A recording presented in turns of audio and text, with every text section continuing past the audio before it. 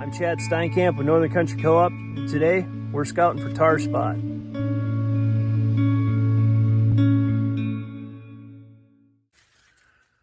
So we've been looking at a lot of cornfields as of late for tar spot, and I'm out in a field that we're doing a trial out here, and as you can kind of see, this plant doesn't have a whole lot out here. So you're probably wondering why. Part of this is this is a two-pass scenario.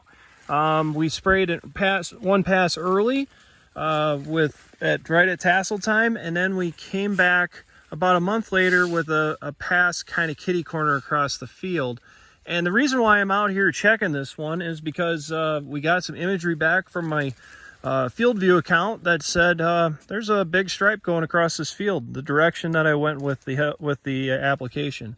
Both passes were with an aerial rig, and we were just kind of curious to see what things kind of looked like. Ear-wise, ear development, we're sitting in a good place. These corn plants are moving right along.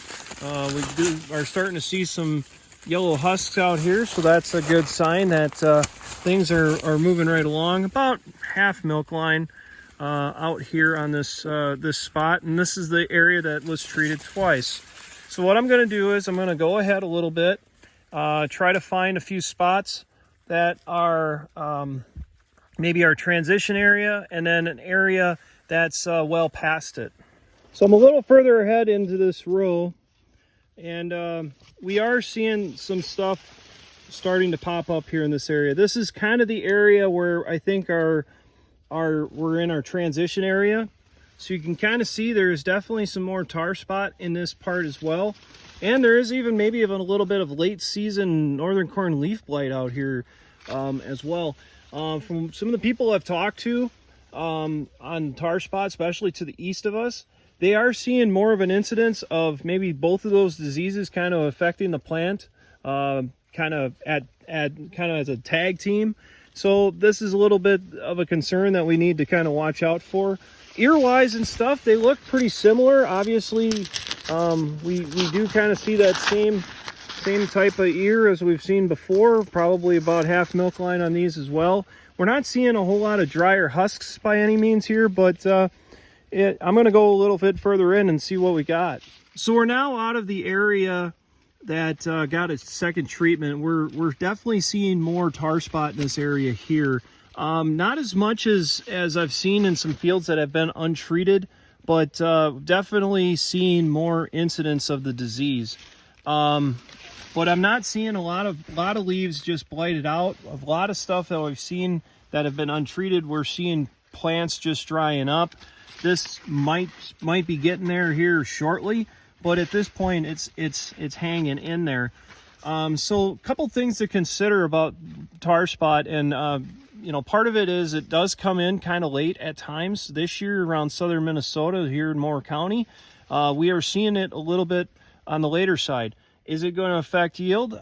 There's a possibility it will, because it is a little thicker than we've seen in the past. We have seen it in the past before, but it's been kind of late in the year. So we definitely would probably see some benefit to a fungicide application out here. Now, does a two-pass system, is that going to make sense? I don't know. The plants do look a lot cleaner at this point versus the untreated, but we'll see when the combine goes through here. Like I said, this field was kind of done at a kitty corner, so we should be able to pull that through on the yield monitor. The other thing is, well, then if that's the case, maybe we just go a little bit later. We have a lot of things that we got to consider to manage this disease. We can't just worry about this disease and this disease only. We got to make sure that we're taking care of the plant. As you can kind of see, the early shot is holding its own, but it's maybe running out of gas. Is it a rate issue? Possibly. Is it a product that has a little bit more residual, or a little bit more of the premium products, where there are a few more modes of action in that mix? There's going to be a lot of trials out there here this year, and we'll kind of have to glean through them. But I think we're going to get some good information this winter, and we'll just kind of keep working on this thing and kind of watch as this progresses going into the fall of 2022.